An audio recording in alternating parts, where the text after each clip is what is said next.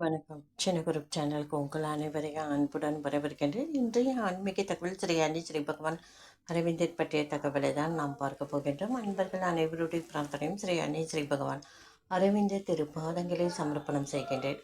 நம்பிக்கையான நியாயமான பிரார்த்தனைகள் நிச்சயமாக கைகூடும். எந்த நொடி பொழுதும் நாம் ஸ்ரீ அன்னையும் ஸ்ரீ பகவான் அரவிந்தரையும் நம்ம நினைச்சு பிரார்த்தனை செஞ்சோம்னா அது நிச்சயமா கைகூடும். ஒரு அன்பர் ஒருவர் அவங்களோட பேரன் அவங்க பேரன் நல்லா துருன்னு விளையாண்டு கொண்டு எப்பவுமே நல்ல சிரித்து கொண்டு இருக்கும் பேரன். மதர் சொல்லுவாங்க, கண்ணடி பட்டாலும் கல்லடி படக்கூடாதுன்ட்டு. அந்த குழந்தைக்கு பார்த்திங்கன்னா 2 வயது தான் இருக்கும். அந்த குழந்தை பிறந்ததுலேருந்து அந்த குழந்தையை பார்த்து எல்லோருமே ஆச்சரியமாக அந்த குழந்தை செய்கிற விஷயங்கள் அவங்களுக்கு ரொம்ப மற்றவர்களுக்கு சந்தோஷமாக இருக்கும். சின்ன வயசுலேயே இந்த குழந்தை எவ்வளோ அறிவாளியாக இருக்குது, எவ்வளோ புத்திசாலியாக இருக்குது என்று அவங்க குடியிருக்கும் வீட்டின் அருகில் உள்ள அத்தனை பேருக்கும் அந்த குழந்தையோட சேட்டைகள் அனைத்துமே அவங்களுக்கு தெரியும். அவ்வளவு செல்ல குழந்தையாக வளர்ந்த அந்த குழந்தை மீது அனைவருடைய கண்ணும் அந்த குழந்தையின் மீது பட்டது. இதனால் நன்கு விளையாடி கொண்டிருந்த அந்த குழந்தை திடீரென்று உடல் நலம் குறைபாடு ஏற்பட்டது.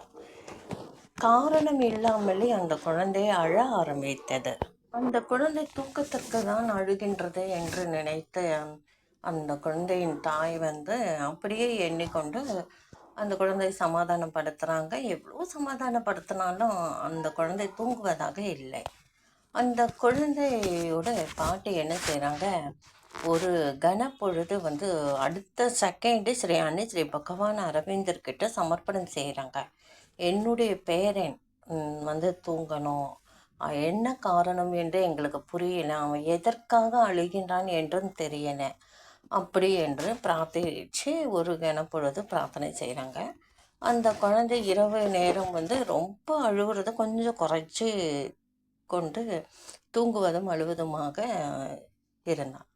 காலையில் எழுந்தவுடன் அந்த குழந்தையின் பாட்டி என்ன செஞ்சாங்க, உடனே ஸ்ரீ அன்னை ஸ்ரீ பகவான் அரவிந்தருக்கு காலையில் எழுந்திரிச்சு வழிபட்டதும் ஒரு கடிதம் எழுதி அந்த கடிதத்தில் தன் பேரன் உடல் நலம் குணமாகவும் அந்த பேரன் மீது முழுவதும் ஸ்ரீ அன்னையின் ஒளியை இறக்கி, ஸ்ரீ அன்னையின் சக்தின்றது ஸ்ரீ அன்னையின் ஒளி அந்த குழந்தையின் உடம்புல முழுவதும் இறக்கி ஸ்ரீ அன்னையோட பாதுகாப்பு வளையம் போட்டு பிரார்த்தனை செஞ்சுக்கிட்டாங்க. ஸ்ரீ அன்னையிடம் முழுமையாக அவங்க சமர்ப்பணம் செய்துடுறாங்க. செய்துவிட்டு அவங்க அமைதியாக இருக்கிறாங்க. காலையில் அந்த குழந்தைக்கு ஜுரம், நன்றாக இருந்த குழந்தைக்கு திடீர்னு ஜுரமும் வர ஆரம்பித்ததும் அவங்க தாய் தந்தை என்ன செய்கிறாங்க, அந்த குழந்தைய கூட்டிகிட்டு போய் டாக்டர்கிட்ட காண்பிக்கலாம் அப்படின்றாங்க. இவங்க பாட்டி என்ன செய்கிறாங்க, சரியாயிடும், ஒரு முறை மருத்துவர் ஆலோசனைக்கு போய் வாங்கன்னு சொல்லி அனுப்புகிறாங்க. போயிட்டு வராங்க. மாத்திரை மருந்தெல்லாம் வாங்கிட்டு குழந்தை ரொம்ப டல்லாகவே இருந்தாங்க. மதர்கிட்ட 1 மணி நேரத்துக்கு ஒரு முறை பிரார்த்தனையை அவங்க பாட்டி செஞ்சிட்டே இருந்தாங்க. மனதளவில் தன் பேரன் படும் வேதனையை அவங்களால தாங்கிக்கவே முடியல. அவங்க நல்லா சுட்டியாக இருக்கிற குழந்தை சோர்ந்து போயிட்டானே அப்படின்ட்டு அவங்க பாட்டிக்கு ரொம்பவே மனவேதனை. அதனால் அவங்க என்ன செய்கிறாங்க, 1 மணி நேரத்துக்கு ஒரு முறை பிரார்த்தனையை வச்சு மதர்கிட்ட பிரார்த்திக்கிறாங்க. 1 மணி நேரத்துக்கு ஒரு முறை செய்யும் பிரார்த்தனையில் திடீர் நேரம் தவறி நம்ம பிரார்த்தனை செய்வதும் உண்டு. ஒரு 8 மணிக்கு ஆரம்பிச்சிங்கன்னா நைட்டு 8 மணிக்கு முடிக்கக்கூடிய பிரார்த்தனை அப்படி தான். அந்த 8 to 9 ஒரு முறை நம்மளோட பிரார்த்தனை மதர்கிட்ட சொல்கிறது, 9 to 10 ஒரு முறை நம்ம மதர்கிட்ட அந்த பிரார்த்தனையை சொல்கிறது. இப்படி அவங்க மனதுக்குள் ஆரம்பித்து அந்த பிரார்த்தனை முடிப்பதற்குள் அந்த குழந்தைக்கு பரிபூரணமாக உடம்பு குணமாயிடுது. ரொம்பவே 2-3 நாட்களாக ஜுரம் விட்டு விட்டு அடித்தது. படிப்படியாக ஜுரம் முழுமையாக சரியாயிடுது. அந்த குழந்தை வந்து ஆரோக்கியம் பெற்றது. மதர் சொல்லுவாங்க, கண்ணடி பட்டாலும் கல்லடி படக்கூடாது என்ற. கண் திருஷ்டி வந்து குழந்தைகளை மட்டும் தாக்குவதில்லை, பெரியவர்களையும் தாக்கும். கண் திருஷ்டிக்கு மருந்தே கிடையாது. நீங்கள் எவ்வளோ மருந்து மாத்திரை சாப்பிட்டாலும் அந்த கண் திருஷ்டியானது வந்து ஒருத்தரை வந்து படுத்த படுக்கையாக கூட செஞ்சிடும்.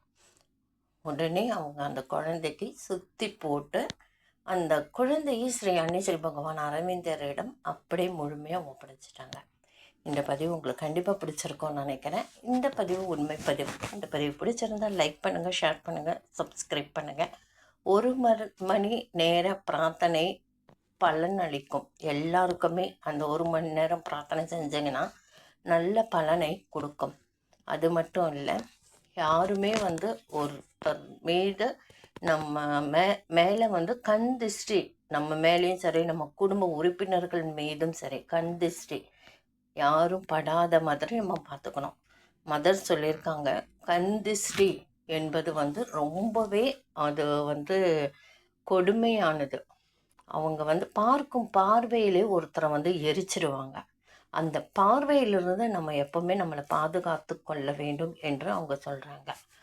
இந்த பதிவு உங்களுக்கு பிடிச்சிருந்தால் லைக் பண்ணுங்கள், ஷேர் பண்ணுங்கள், சப்ஸ்கிரைப் பண்ணுங்கள். அப்படியே கண் திருஷ்டி வந்துடுத்துன்னா, யார் மீது கண் திருஷ்டி இருக்கோ அவங்கள வந்து நீங்கள் கற்பூரம் வச்சு சுற்றி போடணும்.